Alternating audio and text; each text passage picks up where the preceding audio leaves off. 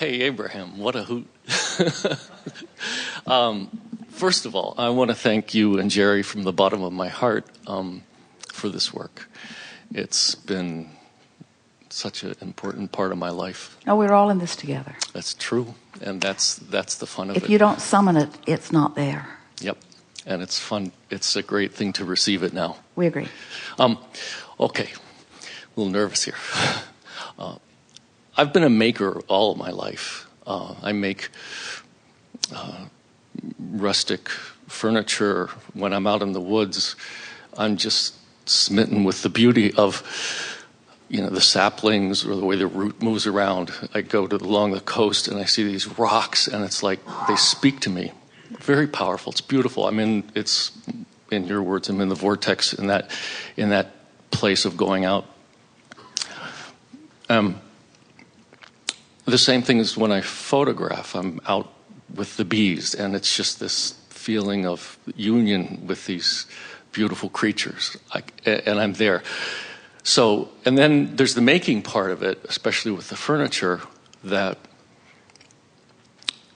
I used to struggle a lot with, and that's become, with your help, easier and easier. I feel more like, just find this thing, and how to drill a stone, and I learn things, and it's that feeling of enchantment with that often. And it takes me a long time, but I decided, what the hell, I might as well enjoy doing it.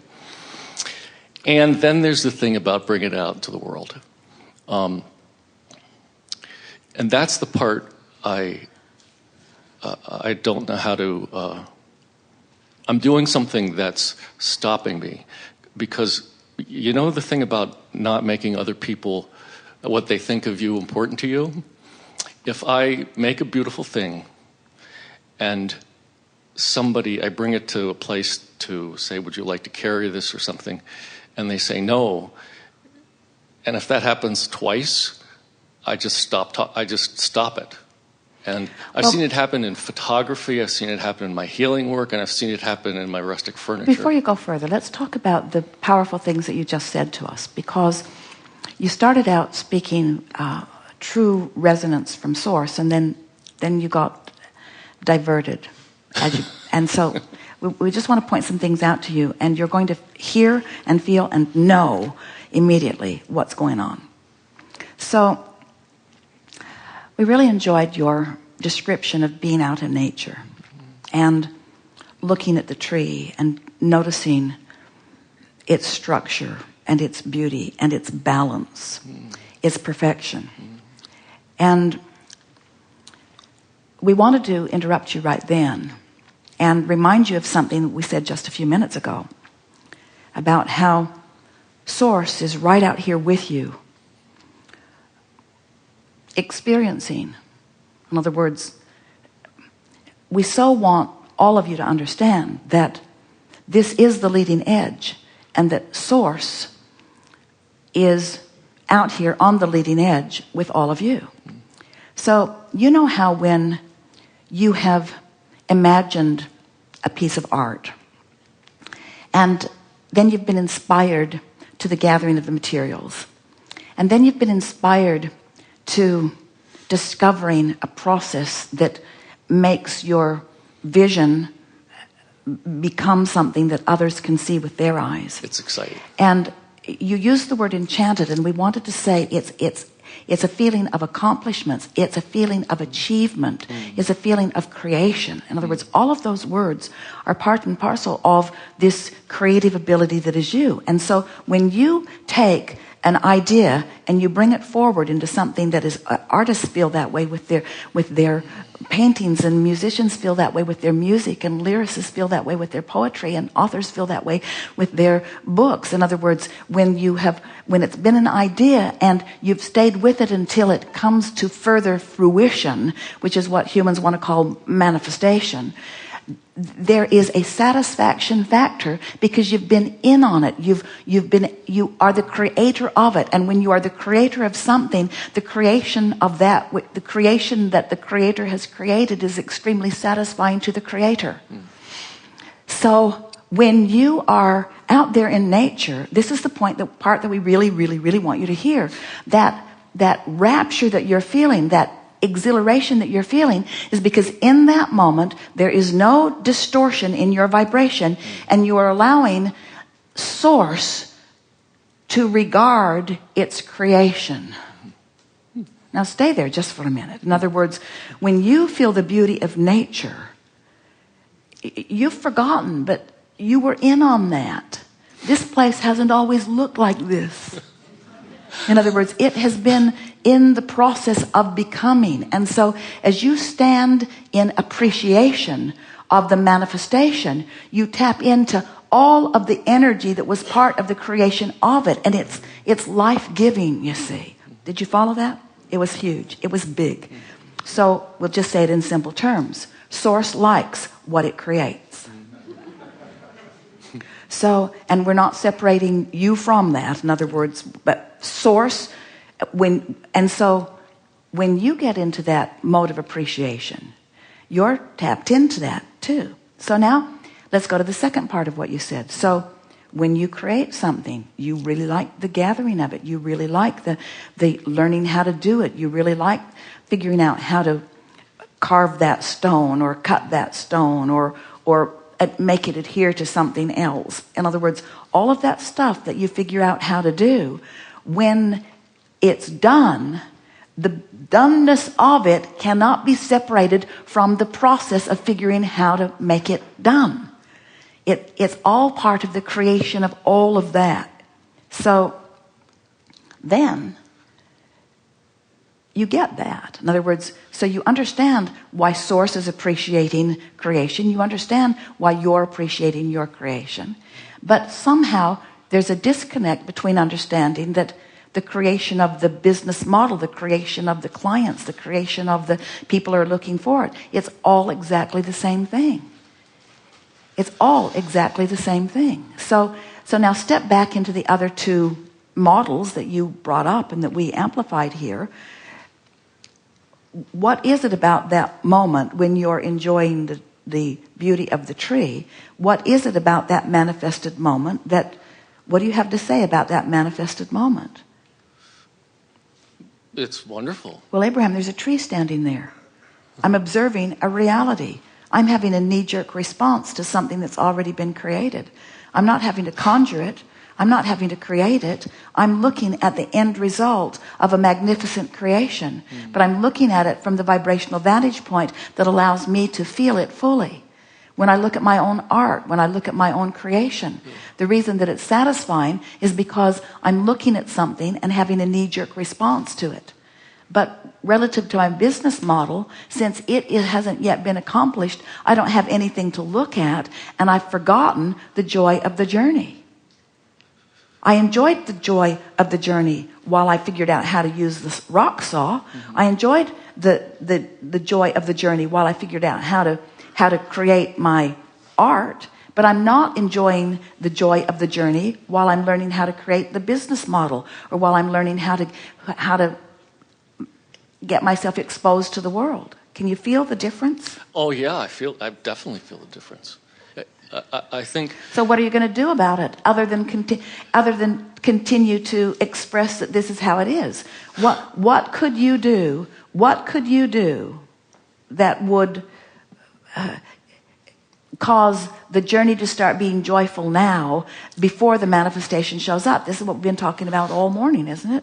How are you going to conjure the emotion of success before the success is there for you to respond to? In other words, you're enjoying the success of the magnificent landscape. That's a great question. What happens is I don't want to hear that. Okay. How are you going to conjure the feeling of success? How are you going to do it? In other words, we know that you visualized the full fruition of every single piece of art that you've created. Yeah. You had an idea, and then you helped it come into beingness. But it came into beingness more from your vibration even than it did from what you were doing with it physically. What were your opening words to us? Can you remember? I think I said I'm a maker. Yeah. I'm a maker. Yeah. I'm a maker. Yeah. And what did you mean?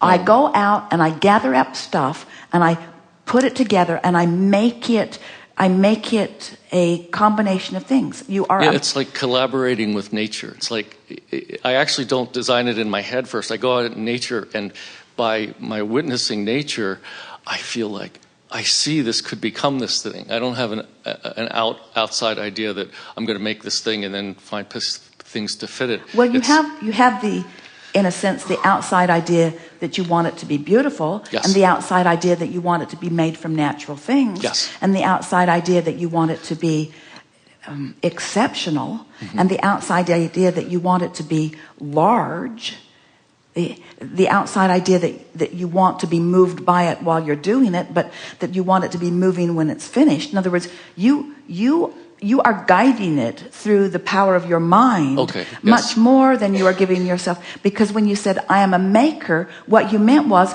I gather up stuff and put it together and I make it more than it is.